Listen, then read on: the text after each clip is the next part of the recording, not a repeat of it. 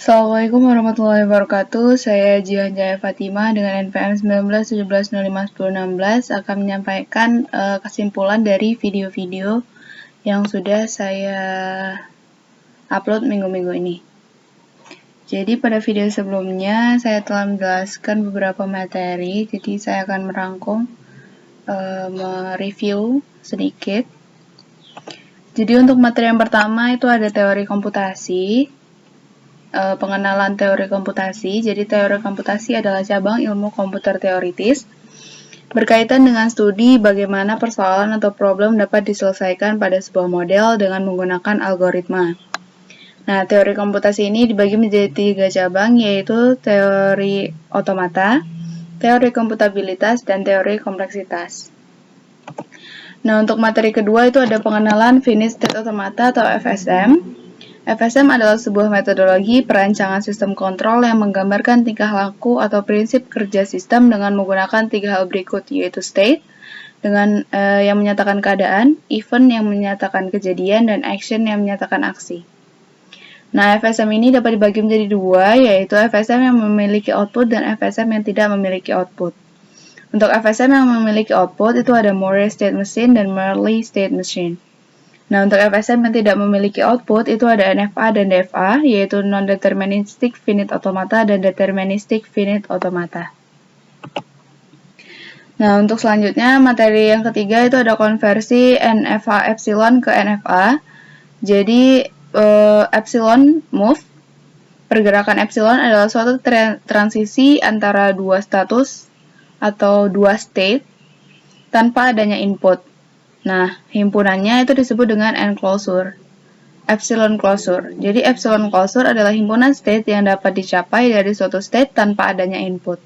Contohnya seperti di bawah, yaitu ada epsilon closure Q0 itu Q0, Q1, Q3 misalkan, atau epsilon closure Q1 itu Q1, Q3, dan epsilon closure Q3 itu Q3.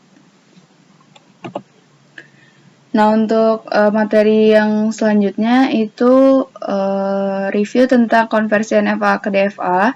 Jadi saya akan mereview tujuan mengkonversi NFA ke DFA itu buat apa. Jadi karena NFA itu konsepnya sulit diimplementasikan dalam kehidupan, jadi harus dikonversikan ke DFA. Juga komputer itu sepenuhnya itu menggunakan konsep deterministik, sedangkan NFA itu adalah konsep non-deterministik, jadi harus di-convert dulu ke DFA.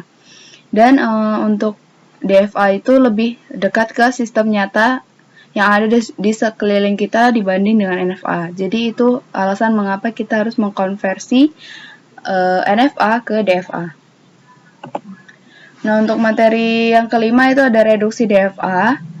Nah, di sini saya akan mereview tujuannya. Tujuan untuk reduksi DFA itu adalah untuk menghapus state-state yang mubazir yang tidak digunakan dan state-state yang tidak tercapai oleh state awal itu harus dihapus agar penggunaan DFA lebih efisien dan efektif di penerapan implementasinya.